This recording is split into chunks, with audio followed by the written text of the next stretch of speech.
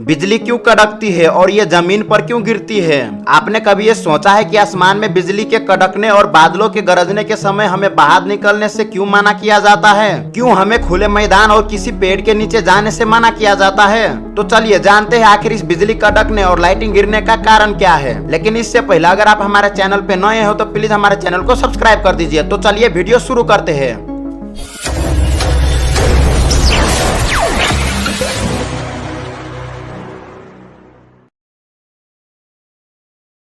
दोस्तों, बिजली कड़कने और लाइटिंग के बारे में जानने से पहले हमें स्टैटिक इलेक्ट्रिसिटी के बारे में जानना होगा। तो चलिए सबसे पहले इसी के बारे में बात करते हैं। जब किसी दो वस्तुओं के बीच घर्षण किया जाता है तब स्टैटिक इलेक्ट्रिसिटी पैदा होता है। आप लोगों ने कभी बचपन में या कभी न कभी पेन बालों में रगड़ने वाला एक्सपेरिमेंट तो किया ही होगा, जिसमें पहले हम अपने सिर पर या शरीर पर कहीं भी उस पेन या पेंसिल को रगड़ते हैं और फिर उस पेन को कागज के छोटे छोटे टुकड़ों के पास ले जाते हैं। हम देखते हैं कि कागज के छोटे छोटे टुकड़े उस पेन के ऊपर चिपक जाते हैं। आपको बता दो, इस प्रक्रिया के पीछे का साइंस स्टैटिक इलेक्ट्रिसिटी ही है। इसमें होता यह है कि जब हम किसी पेन या पेंसिल को अपने शरीर पर या सिर पर रगड़ते हैं तो शरीर के कुछ इलेक्ट्रॉन उस पेंसिल पर आ जाता है, और जब हम पेन को कागज के टुकड़े के पास ले जाते हैं तो कागज के कुछ टुकड़े जो कि न्यूट्रल होते हैं उसके पॉजिटिव चार्ज पेन पर चिपके निगेटिव चार्ज के तरफ अट्रैक्टेड होते हैं और इस प्रकार पेन के ऊपर कागज के टुकड़े चिपक जाते हैं। इसके अलावा स्टैटिक इलेक्ट्रिसिटी को तो हम अपने दैनिक जीवन में भी कभी न कभी जरूर महसूस किए होंगे।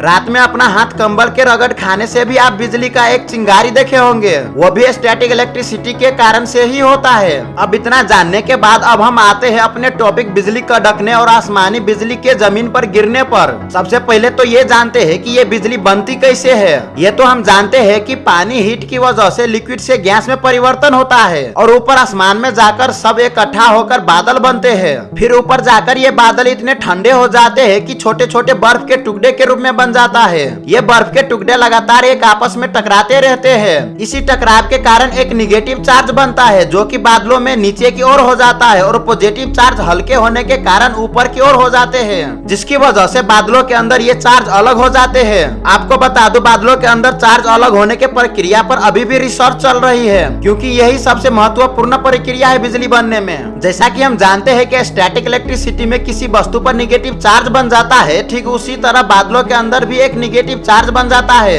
ये तो हो गई बिजली बनने की प्रोसेस। तो अब हम बात करते हैं बिजली किस प्रकार से जमीन पर गिरते हैं। आपको बता दूं, लाइटिंग 3 प्रकार की होती है। तो सबसे पहले बात करते हैं इंट्रा क्लाउड लाइटिंग के बारे में। इसमें एक ही बादल के अंदर बिजली चमकती है। इसमें बादलों के बीच में पॉजिटिव चार्ज जो कि ऊपर की ओर होते हैं और निगेटिव चार्ज जो कि नीचे की ओर होते हैं वो आपस में टकराते हैं, तब बिजली चमकती है। लेकिन इस प्रक्रिया में कोई आवाज नहीं होती है। अब हम बात करते हैं क्लाउड टू क्लाउड लाइटिंग के बारे में, यानी कि दो बादलों के बीच बिजली का चमकना। इसमें एक बादल में निगेटिव चार्ज और दूसरे बादल में पॉजिटिव चार्ज आपस में जब एक दूसरे के पास आते हैं तब बिजली चमकती है। इसमें जमीन पर बसे इंसान को बिजली दिख भी सकती है और नहीं भी। तो दोस्तों, तीसरा प्रकार है क्लाउड टू ग्राउंड लाइटिंग, यानी बादल और जमीन के बीच बिजली का चमकना। इसे साधारण भाषा में बिजली का गिरना भी कहते हैं। इसमें होता यह है कि बादलों के नीचे निगेटिव चार्ज जमीन के पॉजिटिव चार्ज की तरफ आकर्षित होकर लाइटिंग बोल्ट बनाता है। ये जमीन पर ज्यादातर आइसोलेटेड पेड़ या खुले मैदान पर गिरते हैं, इसीलिए हमें बारिश के समय खुले मैदान या आइसोलेटेड पेड़ के नीचे जाने से मना किया जाता है।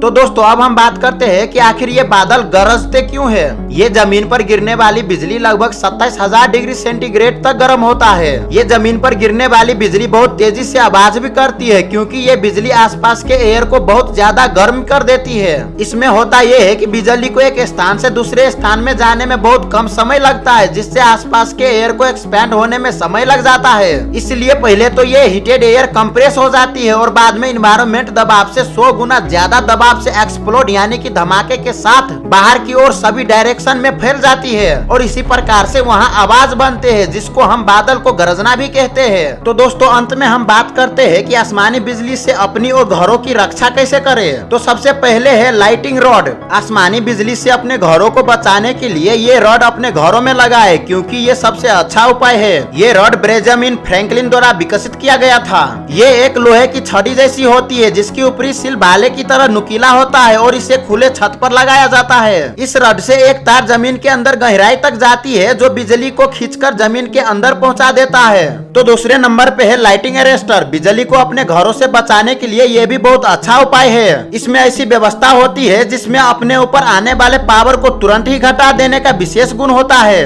तो दोस्तों आज के लिए इतना ही। अगर आप हमारे चैनल पे नए हो तो प्लीज हमारे चैनल को सब्सक्राइब कर दीजिए, वीडियो को लाइक, कमेंट और शेयर कर दीजिए। अब मिलते हैं अगले वीडियो में कुछ नए रोचक तथ्य लेकर।